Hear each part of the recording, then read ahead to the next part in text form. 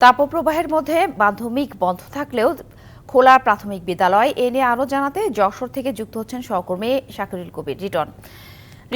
তীব্র গরমে প্রাথমিক বিদ্যালয় শিক্ষার্থীদের কোনো অসুবিধা হচ্ছে কিনা, আর এই গরমে ক্লাস নিতে শিক্ষা প্রতিষ্ঠান চালু রাখতে বাড়তি কোনো ধরনের সতর্কতা ব্যবস্থা নিয়েছে কিনা?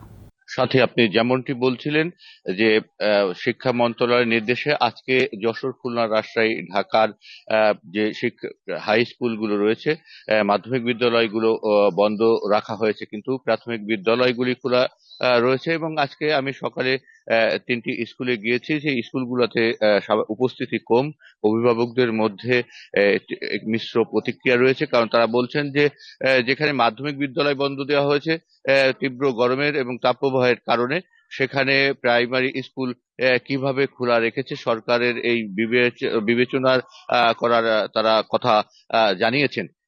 একই সাথে আমি বিভিন্ন স্থান বা বিভিন্ন উপজেলা পর্যায়ের যে মফস্বলের হাই স্কুলের শিক্ষকদের সাথে কথা বলেছি, একাধিক শিক্ষকের সাথে কথা বলেছি।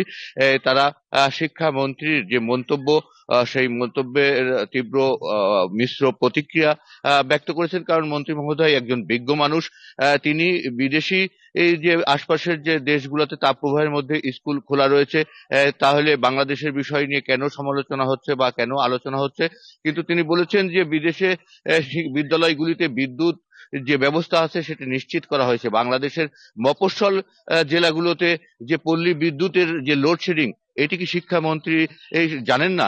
এই বিষয়টি সেই শিক্ষকরা বলেছেন, যদি বিদ্যুৎ নিশ্চিত করা যায়, বিদ্যুৎ ব্যবস্থা নিশ্চিত করা যায়, বিদ্যালয়গুলির যে ফ্যান বাতাসের ব্যবস্থা নিশ্চিত করা যায়, তাহলে এই তীব্র তাপদাহের মধ্যেও স্কুল চালানো সম্ভব। কারণ আমাদের শিক্ষকরাও বলেছেন যে আমাদের পাঠক্রম শেষ করতে হবে, একই সাথে আমাদেরকে এই আবহাওয়ার সাথে মানে অ্যাডজাস্ট করতে হবে, আবহাওয়াকে অ্যাডজাস্ট নিশ্চয়ই করে আমাদের শিক্ষা ব্যবস্থা নিশ্চয়ই, ধন্যবাদ আপনাকে।